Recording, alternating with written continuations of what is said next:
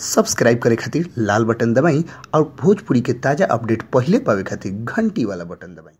छपरा जिला भोजपुरी पर लोग के बहुत बहुत स्वागत बा। जी हाँ, 12 तारीख के रिलीज हो गई निरहुआ हिंदुस्तानी 2 फिल्म। जी हाँ, सारा दर्शक लोग देखल सटे। बहुत दर्शक लोग अभी नहीं देखले काहे कि एक दिन में सारा लोग के देखल संभव नहीं है, काहे कि आगे एक दिन बाद संडे आवे आला बाटे, तो शायद कुछ लोग संडे के वजह से ही फिल्म अभी बाकी रखले बा। लेकिन वो फिल्म के कुछ क्लाइमेक्स हम बता कि काहे संचिता बनर्जी के बात पर सारा फिल्म के पात्र के साथे साथे हॉल में देखे वाला सारा दर्शक लोग भी रो पड़ल। जी हाँ, रुआ लोग सुने तो रुआ लोग 2 मिनट खातिर भावुक जरूर हो जाए। जी हाँ, संचिता बनर्जी शुरू में से लेके अंत तक वो फिल्म में नजर अली। सारा जगह कहीं कॉमेडी तो कहीं जोक, कहीं एक्शन, कहीं रिव्यू, हर चीज़ देत नजर अली। लेकिन सबसे अंतिम पार्ट में ऐसा बात कह दिली कि वो फिल्म के पात्र से लेके बैठल हॉल में दर्शक लोग भी भावुक हो गए, रोवत नजर अले। जी हाँ, रो लोग के बता दी कि संचिता बनर्जी जब कैंसर वाला बात कहली है तो सारा दर्शक लोग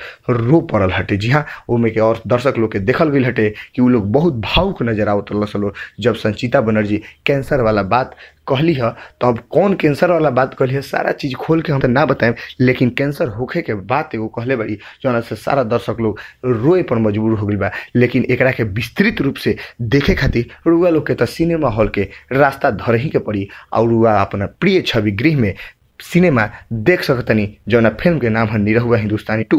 और संचिता बनर्जी के जबरदस्त एक्टिंग जरूर देखी, काहे से कि निरहुआ हिंदुस्तानी जितना बढ़िया बनल रहे उससे कहीं ज़्यादा बढ़िया निरहुआ हिंदुस्तानी 2 बनल बा। एमे कौनो सकनी के ऐसे रुआ लोग थोड़ा पैसा खर्चा करी और निरहुआ हिंदुस्तानी 2 के लुफ्त उठाई। छपरा जिला भोजपुरी पर ऐसा ही ताजा तरीन न्यूज़ हमनी के पेश करत में बस लाल बटन दबा के सब्सक्राइब करी और सबसे तेज अपडेट पावे खातिर घंटी वाला